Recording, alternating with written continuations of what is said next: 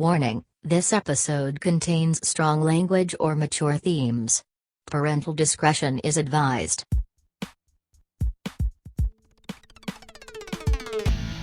Welcome to This Podcast is Uncalled For. Well, the name of this podcast is Stuff Uncalled For? This podcast is uncalled for. Podcast, all right. Well, what's uncalled for about it? What we doing in Tijuana? And he's like, what did you just say? It's a bit of a slap in the face and an insult. And then look, thank you back home. Oh, that's going to be great for the football chart. Yeah, it's kind of, what is that character from Guardians of the Galaxy who takes everything literally? Because it always happens. It always happens. That is uncalled for, Michael.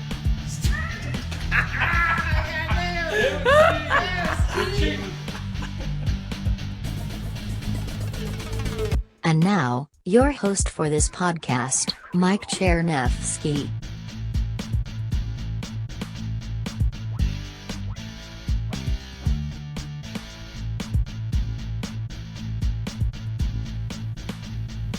Welcome to the podcast, everybody. So this will be, hopefully this will be the take that does it. I've already tried to record this episode twice, and each time something's happened, and I'm either unhappy with it, it ran too long, or something else happened. But we're going to do this. So today we're going to, for the last time, hopefully, talk about the NFL St. Louis situation, because a report came out just the other day with the final definitive report from the St. Louis Post-Dispatch, and I strongly urge you to read that article for yourself. It is entitled Under Cover of Darkness, the Inside Story of How the Rams Worked the NFL and Ditched St. Louis. I want to open this episode with one tweet, and I'm going to close with another tweet. So the tweet I'm going to open with is from Pro Football Talk, and I'll be relying on their articles on these developments for today's episode.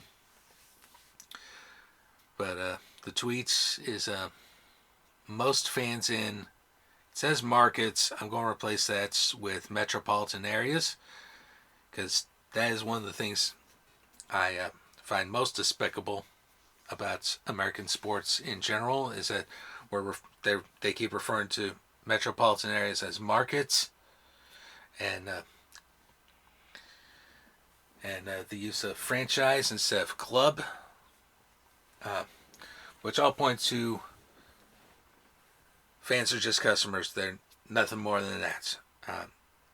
If we had any sorts of sports culture left in this country, we would eschew using business terms to refer to fan when talking about fans and talking about geographic locations. So that will be replaced by me with metropolitan areas.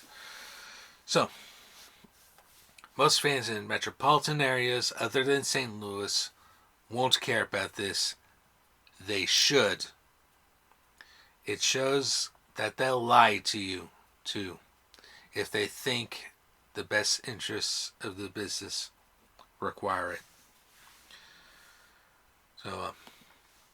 So credit to Mike Florio for writing the words that I'm about to utter.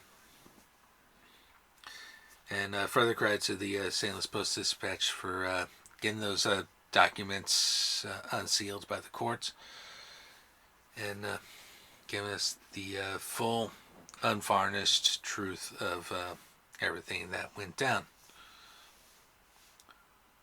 So here we go. It doesn't take a smoking gun to cause a reasonable person to conclude that the Rams and the NFL lied repeatedly about the planned relocation from St. Louis to Los Angeles. The St. Louis Post-Dispatch found one anyway, or more than one. The publication fought to get access to court exhibits that the league wanted to expunge. It's obvious why the league didn't want these documents to see the light of day. They expose that the league and its teams lie when they think they need to. It's not personal, it's just business. For example, the exhibits obtained by the Post-Dispatch confirm that the Rams and the league knew that owner Stan Kroenke purchased the Hollywood Park racetrack in Inglewood with the specific plan to build a stadium there. He wanted to hide that information. The NFL and Commissioner Roger Goodell participated in the lie. It was strategic, but it was still a lie, which confirms that they indeed will lie whenever they think it meshes with their broader objectives. The most clear example comes from the lies told by Goodell at his pre-Super Bowl press conference in early 2014. The Rams crafted, with the help of the league office, a false narrative regarding the property Kroenke had purchased, and Goodell helped affirmatively push that false narrative. Quote, "We're going to try very hard to stay under the radar screen and nobody will know we bought it," Kroenke told Goodell after buying the land in Inglewood. "We'll stay hidden, which is what we want, for as long as we can." Per the report, the Rams and the league office collaborated at least twice on crafting public statements aimed at concealing Kroenke's intentions. The goal was obvious. In March 2014, Kroenke and his partner in the land deal in Inglewood discussed the goal of keeping the plan to move the Rams there secret in order to, quote, maximize 2014 ticket sales by avoiding any unnecessary publicity about the possible departure of the Rams. Parenthetically, 2014, they finished 6-10, which was good enough for dead last in the NFC West. And of course, you've heard me say this, the last 12 years in St. Louis, they were all losing years, including the worst 5-year stretch in NFL history. And people still kept coming, still supporting that team until it became obvious what was truly going on. All right. And they sure supported that team a hell of a lot better than Los Angeles did, or currently does. So I don't want to hear it anymore from LA people. All right. And I especially don't want to hear the, they're just coming home false narrative, because if they were, this should be the defense of everyone in the St. Louis fan community. So you say they went home. Did they move back to Cleveland? Because that's their true home right there. For its part, the league office deliberately tried to play dumb about Kroenke's plan. Former NFL executive Eric Grubman, for example, argued against asking Kroenke directly about his plans for the property. Quote, "If we do, it is harder to play dunce," Grubman wrote in an email in January 2014.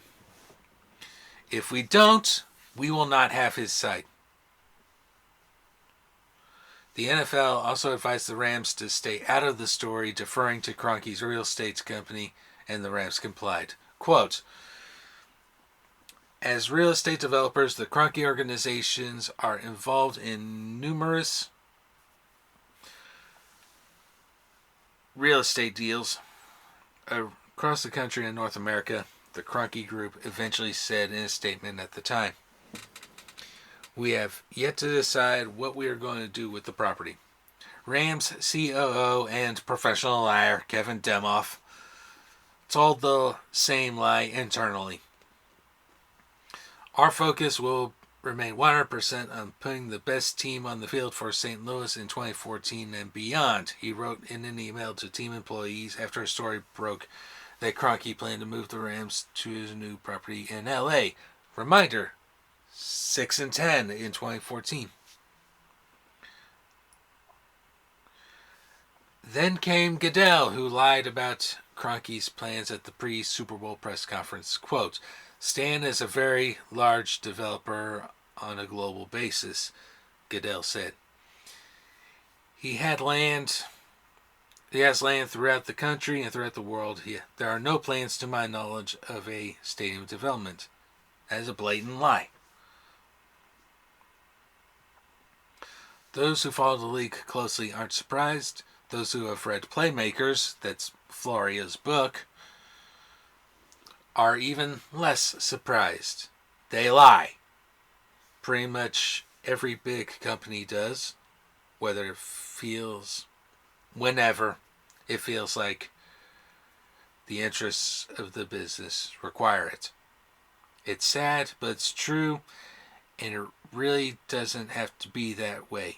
Then again, liars don't just roll out of bed one day and start lying.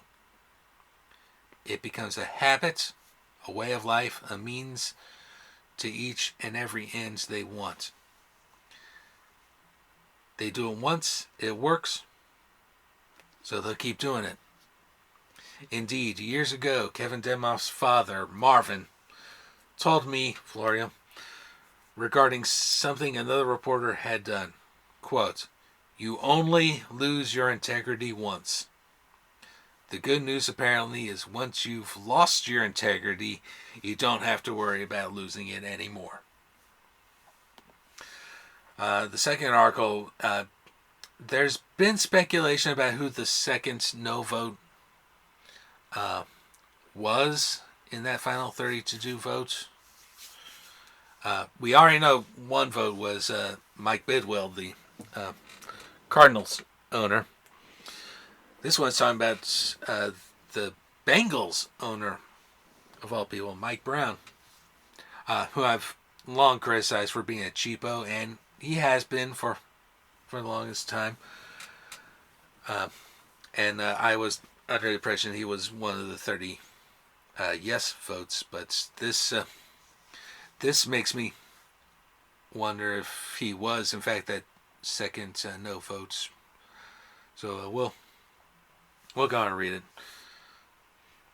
So again, Florio, the headline is Mike Brown took a stand against Rams leaving St. Louis. If people in St. Louis are looking for a team to follow and support, we have a suggestion: the Cincinnati Bengals. Here's why. Apart from the fact that they are currently pretty good, Bengals owner Mike Brown was the only NFL owner who consistently opposed the Rams leaving St. Louis. The information came from the article published recently by the Post-Dispatch, which secured exhibits from the now settled litigation between St. Louis and the NFL. Quote, I think all these teams are successful being where they are, Brown said at one point. Shouldn't we be supportive of the metropolitan areas that have supported us for all these years? Another owner spoke against the Rams moving too. Some folks in St. Louis will be surprised. Well, not quite. I'll touch on it a little bit more here in a sec. But some folks in St. Louis will be surprised to know it was Cardinals owner Michael Bidwell. The Cardinals moved out of St. Louis in the late 1980s. So, first thing to point out, I believe Michael Bidwell was born and raised in St. Louis. Secondly, it was his father, the recently departed Bill Bidwell, who moved to the team, another notorious cheapo. But there's still a lot of Cardinal fans in St. Louis and in Missouri to this day. And that was, again, a different situation to what happened not too long ago. And for a full understanding of the history of the NFL in St. Louis, including the Cardinals' departure, I highly recommend checking out Howard Balzer and his take on everything, because this is a pretty interesting take, far better than I could try to convey in this podcast. So do check out his takes, particularly his take during his interview on Contact Detrimental podcast. So check that out. So back to the article. Quote, "It sends a message to our fans that we are all about the Benjamins," Bidwell said via the Post-Dispatch. Of course they're all about the Benjamins. We already knew that, and the owners had no qualms about underscoring that reality. By contrast, Cowboys owner Jerry Jones consistently supported the ability of Kroenke to take the Rams to L.A. That's no surprise, given that Legends Hospitality, partly owned by Jones, has made and will make plenty of money via its partnership with SoFi Stadium. On a side note here, if anyone at the Pro Football Hall of Fame in Canton, Ohio is hearing this, and I know we get a lot of downloads from Ohio, please look into how to have someone removed from the Hall of Fame, namely Jerry Jones, because if my understanding is correct, the only reason he is in that museum now is because of this garbage. Then you need to look at getting his ass out of there immediately. Preferably in a golf cart on its way to Texas, because the goddamn plane broke down. Moving on. Brown has a reputation amongst his partners for being a contrarian and for pretty much opposing everything the rest of them want to do. Sometimes, however, he's the voice of reason. He realizes that everyone is making great money and that there's a balance to strike between unabashed greed and loyalty to customers. Again, loyalty to the fan base. All right. Who are more than customers. As fans, we do more than just give them money. We give them our love. We give them our support. All right. In the case of the Rams in St. Louis, unabashed greed won easily. With the NFL in recent years, unabashed greed has a pretty strong track record. So for that, I do want to give a big thank you to both Mike Brown and Michael Bidwell for standing up for St. Louis. And Mr. Bidwell, that is now why I'm a fan of your team, because you stood up and supported the fans at the last possible minute. So thank you. There's one more article that came out. There's also Mike Florio. In 2014, NFL briefly contemplated moving the Raiders to St. Louis. Huh? The Raiders? I do plan on inviting one of my old high school buddies to the podcast who happens to be a Raider fan. And I want to get his take on this whole debacle as well, because the Raiders do play a part in all this. The Raider fan base are one of the few I say are truly nationwide. At the same time, the Raider identity is largely Western U.S., West Coast. had success in both Oakland and Los Angeles. They are still the preferred team among Angelinos, whether Stan wants to hear that or not.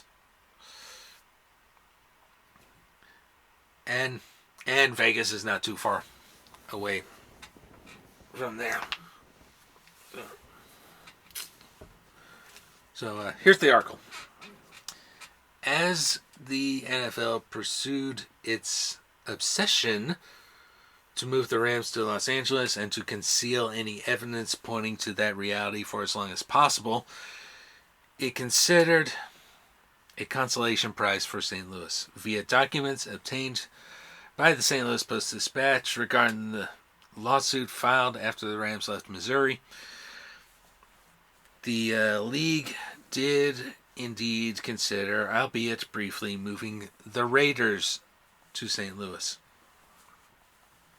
At a meeting in February 2014, there was talk of the Raiders making the move with restructured ownership, meaning adios Mark Davis, a brand makeover, i.e. adios Raiders, and a commitment to a special diversity initiative. That information came from Commissioner Roger Goodell's personal copy of the agenda for the meeting in question. Although the possibility went nowhere, it suggests that the league does indeed have unresolved concerns about the Raiders. Recent issues underscore that reality. There's another reality that has sparked plenty of speculation regarding the future of the Raiders. Carol Davis inherited the team after Al Davis died in 2011. When she passes, a major estate tax obligation will arise. Pause. This is exactly what happened after Georgia passed away. A big tax bill came due and her children couldn't pay it. So the rest, as they say, is history. We already know what happened after that. So if Mark doesn't have the cash to pay it and or can't raise the required amounts by selling a portion of the family's equity in the team, he'll have to sell controlling interest in the franchise. That's not unprecedented. Well, I just gave you an example right there, but there are a couple of others. The Dolphins were sold by the family of Joe Robbie, and the now Commanders were sold by the family of Jack Kent Cook due directly to estate tax obligations. Franchise values are skyrocketing. The Broncos are expected to sell for at least $5 billion. What are the Raiders worth, especially in their new home in Las Vegas? Is it $7 billion, $8 billion, how about $10 billion? It's a critical question that could ultimately result in Mark Davis being forced to sell. Based on the new report from the Post-Dispatch, it looks like the league has already considered the possibility of moving forward at some point without Mark Davis in charge of the Raiders. So that's interesting because again, the Raider fan base is a nationwide fan base, but the Raider culture, does it mesh with St. Louis? I don't know. But it does give a lot of credence to another team that post this debacle. There's been a lot of scuttlebutt about possibly the Chargers moving to St. Louis, and again, I just do not see that happening because, the Chargers, say what you will about Dean Spanos, and I know there are a lot of people in San Diego who hate the guy as much as I hate Stan, but at least Spanos was honest with you. All right, you had well over a decade to try to resolve a stadium solution there, and at least you got one on the ballot, which went down in flames, as we all know. But at least he was honest with you. St. Louis was not afforded that luxury. And at least Mark Davis has been honest with the Raider fan base. And they still love the guy for that. And I also remind you, go back to our Cronky Outs episode. St. Louis is not the only place where Stan is hated. They fucking hate him in North London. And this is why I want to get a Denver fan on the podcast as well, because I'm pretty sure, despite fairly recent successes with his Denver teams, that they fucking hate him too. Parenthetically, this will be resolved way before this episode comes out. I will absolutely be pulling for the Blues to whoop the absolute living shit out of Stan's Colorado Avalanche in the Stanley Cup final, in the Stanley Cup playoffs rather, not the finals. And yeah, I know technically the wife owns the team to get around the now defunct cross ownership rules of the NFL, but still, it is still within his family. So, and to the haters out there that say, well, St. Louis doesn't deserve another chance at the NFL. First of all, I don't think they're going to get that chance as long as Roger Goodell is commissioner. And I don't think they're going to get that chance as long as Stan or Jerry Jones are alive. And number two, the fans had nothing to do with it. It was bad ownership and a lot of losing. Outside of one Super Bowl win, the NFL history of St. Louis, Cardinals and Rams combined, is not a pretty one. Mostly because of bad ownership. And the circumstances in both those cases are completely different. Again, I refer you to Howard Balzer on the history of all things St. Louis football. So don't blame St. Louis fans for two teams leaving. That blame rests entirely on the owners, one of whom has since passed. I close with... Actually, I'm going to close with thoughts on a promotion relegation system. As NFL, MLS are very, very intertwined. In fact, and the NFL pretty much started MLS. And as we know, outside of what NISA is trying to do and outside the UPSL, there really isn't a promotion and relegation system in the U.S. There needs to be, but there isn't because the NFL and to a lesser extent the what I call a joke league, the USL, who are basically in bed with MLS at this point, all because of the protection of wealth of billionaires. In a promotion and relegation system, you don't get rewarded for posting an 0-16. For example, if the Detroit Lions were to have done that, an 0-16 in a promotion relegation setup, they wouldn't have gotten the first pick the following year. They wouldn't have gotten the first pick in the draft. No, they'd be fucking down a level. All right? They would be like Norwich City or Watford's, to use the current Premier League season as a example. They'd be fucking going down next year. And coming up, well, there really isn't a second league to speak of to promote from right now. But if there were, they would take Detroit's place. Example. You get punished for doing bad in a pro rel system. And you have to work your way back up. And another advantage of the promotion relegation system that was touched on in our Cronky Out discussion, but needs to be repeated right now.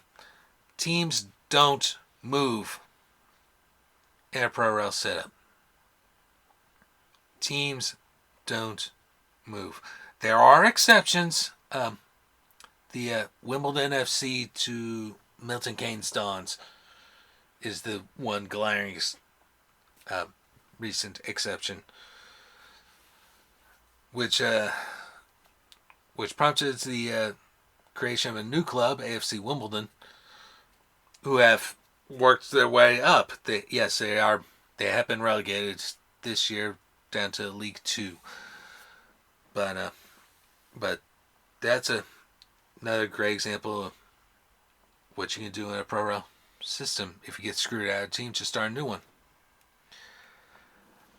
And the possibilities of fan ownership. Famously, the only example that exists is, interesting enough, in the NFL, the Green Bay Packers. AFC Wimbledon, that I just talked about, is a fan-owned club. In Germany, they require 50 plus 1 fan ownership, 50% plus 1. The clubs have to be owned by the fans. So Bayern Munich is owned by its fans. And that's something I think the U.S. is sorely in need of. So the arguments I make for promotion relegation, especially in soccer, you could apply it to any U.S. sport and it'd still be valid. Because at the end of the day, it all comes down to protecting billionaires, and I'm frankly sick of it. Not for my sake as a fan, but for the sake of every fan base that has been screwed out of a team, not just St. Louis, but to San Diego, I'm talking to you, to Oakland, I'm talking to you, Seattle, unconscionably losing their basketball team to Oklahoma City, of all places. I speak out for you guys, too. And Oakland again, because you're going to lose. You've already lost the Warriors to across the bay. You might very well be losing the A's, which coincidentally, to take it back to the LA idiots, you kind of stole from us. But the way we do sports in the U.S. is unsustainable, and I'm sick of it. And I promised I'd close on a tweet, so I will. And is the reason I continue to talk about this particular situation and these issues. And credits to @RealSTLChatter for this one. Because so many others thought this was all St. Louis's fault. I want them to continue to post this. Continue to tell the story. The league is one big fraudulent bunch, just as much as FIFA is. I remember the raid that went down in 2015 on FIFA. The same needs to happen to the NFL. That will do it. Let's put this one in the books. And I'll talk to y'all very soon.